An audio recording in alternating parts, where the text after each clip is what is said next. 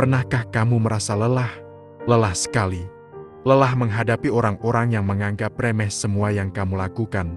Mungkin itu bos di kantor yang selalu memotong pembicaraanmu, atau teman-teman yang menjadikanmu bahan lelucon, atau bahkan keluarga yang tak pernah benar-benar mendengarkanmu. Kamu di sana, tapi rasanya seperti tak terlihat, seperti suara yang tidak ada yang peduli. Kamu berusaha meyakinkan diri bahwa ini tidak apa-apa, bahwa mereka tidak bermaksud buruk, bahwa kamu harus jadi orang yang lebih besar. Tapi di dalam hati, ada api yang menyala, ada amarah yang terpendam, ada kebencian yang kamu coba sembunyikan. Dan rasa terendah itu perlahan menggerogoti jiwamu. Kita tidak akan bahas bagaimana jadi pribadi yang lebih besar. Tidak ada lagi kata-kata manis tentang memaafkan dan melupakan. Hari ini, kita akan bicara tentang bagaimana menghentikan polanya. Bagaimana menghancurkan mentalitas yang membuatmu jadi sasaran empuk. Kita akan bongkar 5 langkah untuk berhenti menjadi bantal tinju dan mulai menuntut rasa hormat yang pantas kamu dapatkan. Langkah pertama, akui kebencianmu. Pernahkah kamu duduk sendirian setelah direndahkan dan di dalam kepalamu ada suara yang berbisik, "Kenapa? Kenapa aku? Kenapa aku selalu jadi target?" Kamu coba menelan kekesalan itu. Kamu coba meyakinkan diri bahwa ini bukan apa-apa. Kamu baca buku, nonton video motivasi, dan mereka bilang, balas dengan kebaikan. Dengar, itu semua omong kosong. Langkah pertama ini adalah tentang kejujuran yang pahit. Ini tentang berhenti pura-pura.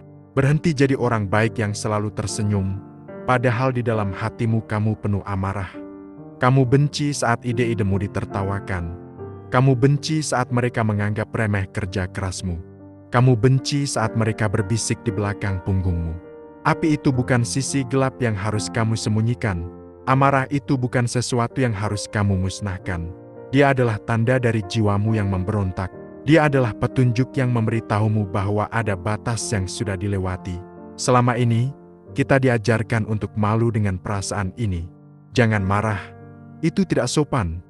Akhirnya, kita memendamnya, dan rasa pahit itu terus menumpuk sampai kita mulai berpikir, mungkin aku memang pantas direndahkan. Ini adalah jebakan paling berbahaya, karena saat kamu mulai percaya kamu pantas direndahkan, kamu akan berhenti berjuang. Jadi, sekarang, aku ingin kamu melakukan ini. Akui bahwa kamu benci saat mereka merendahkanmu. Rasakan amarah itu. Peluklah dia. Karena amarah itu adalah api yang akan membakar keraguan dan insecure-mu. Dia akan jadi bahan bakar untuk membuatmu tidak lagi menjadi korban. Jangan lagi pura-pura. Jujurlah pada dirimu sendiri, akui kebencianmu, dan biarkan dia menjadi kekuatanmu. Langkah kedua, temukan kebenaran di balik kebohongan mereka. Sekarang saatnya mengubah cara pandangmu. Selama ini, saat ada yang merendahkanmu, kamu pasti merasa itu karena kamu tidak cukup baik, karena kamu bodoh, karena kamu lemah. Kita terlalu fokus pada kebohongan yang mereka ucapkan, sampai kita lupa melihat kebenaran yang sebenarnya. Coba pikirkan ini, orang yang benar-benar berharga, yang punya kepercayaan diri yang utuh, tidak akan pernah merasa perlu untuk merendahkan orang lain. Mereka sibuk dengan hidupnya, sibuk membangun, sibuk berkembang. Mereka tidak punya waktu untuk menjatuhkan orang lain. Justru sebaliknya, orang-orang yang suka merendahkan itu adalah orang yang insecure. Mereka adalah orang-orang yang lemah dan ketakutan. Mereka melihat orang lain dengan bakat, dengan ambisi. Dan itu membuat mereka merasa terancam. Jadi, satu-satunya cara agar mereka merasa lebih baik adalah dengan menjatuhkanmu, dengan menekanmu ke bawah. Mereka butuh kamu tetap di bawah agar mereka bisa tetap merasa di atas. Jadi, saat seseorang merendahkanmu, jangan lagi ambil hati. Jangan lagi bertanya, apa salahku? Ubah pertanyaannya menjadi, apa yang membuat orang ini merasa tidak aman? Lihat mereka bukan sebagai raksasa yang berhak menghakimimu, tapi sebagai anak kecil yang ketakutan, yang perlu menutupi sisi gelapnya dengan merusak orang lain. Fahami bahwa tindakan mereka bukan tentang kamu, tapi tentang kelemahan mereka sendiri. Saat kamu bisa melihat kebenaran ini, ucapan mereka tidak akan lagi memiliki kekuatan. Kata-kata mereka hanya akan terdengar seperti suara kosong, seperti bisikan angin yang tidak berarti apa-apa. Langkah ketiga, bangun benteng dengan tujuan, bukan sekedar skill. Selama ini, kita berpikir kalau punya skill yang bagus bisa menghentikan mereka. Kita pikir, kalau kita jago di satu hal, mereka akan menghormati kita. Tapi seringkali, itu tidak cukup.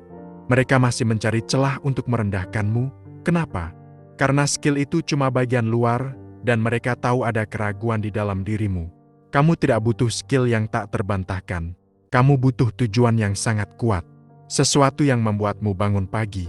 Sesuatu yang membuatmu bergairah, bahkan saat tidak ada yang melihat. Tujuan ini bisa apa saja. Mungkin kamu punya ambisi keuangan untuk bisa hidup bebas. Mungkin kamu ingin menguasai suatu hal sampai orang tidak bisa berkata apa-apa selain kagum. Atau mungkin, kamu hanya ingin menciptakan sesuatu yang membuatmu bangga pada diri sendiri. Saat kamu punya tujuan yang jelas, kamu tidak akan lagi punya waktu untuk peduli dengan bisikan atau hinaan mereka. Mereka akan merendahkanmu, dan kamu akan terlalu sibuk mengejar mimpimu.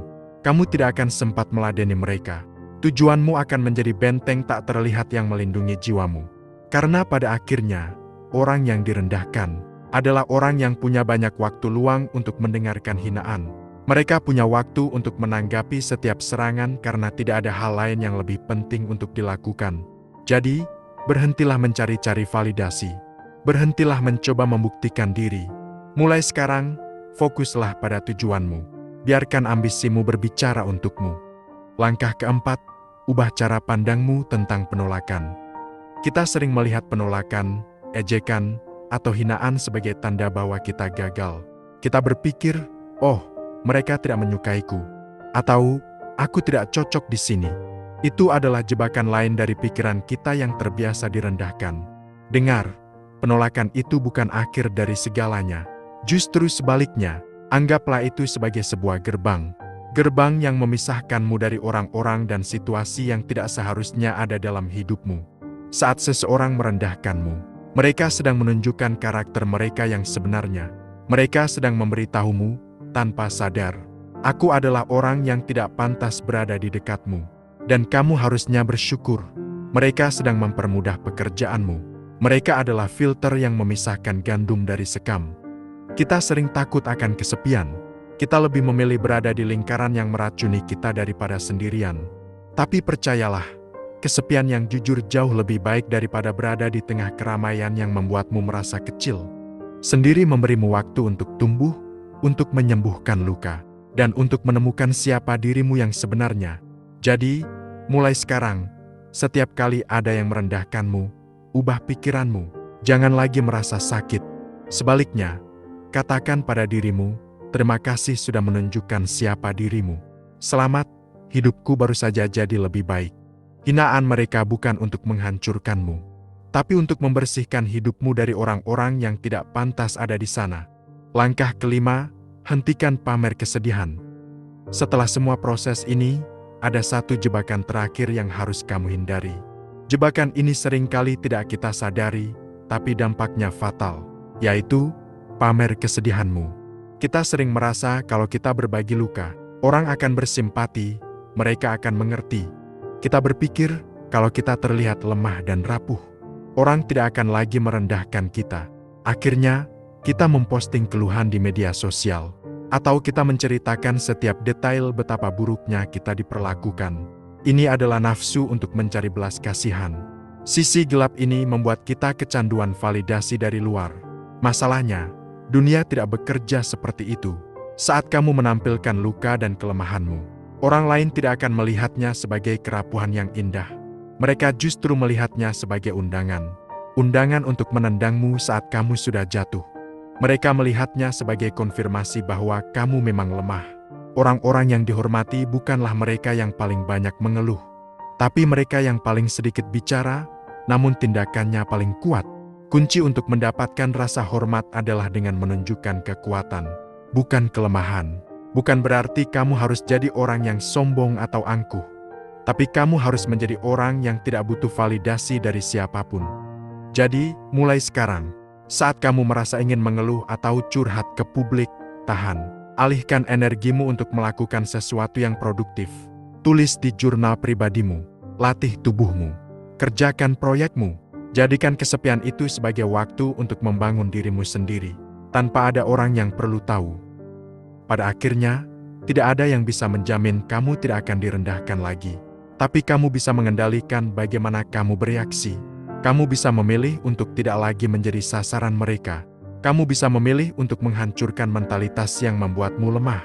Karena yang terpenting, kamu tidak butuh persetujuan mereka untuk menjadi berharga. Langkah mana yang paling sulit untuk kamu terapkan? Bagikan di kolom komentar. Kalau kamu suka konten kayak gini, jangan lupa like ya. Dukung aku dengan subscribe biar nggak ketinggalan video berikutnya. Terima kasih, dan sampai jumpa. Bye.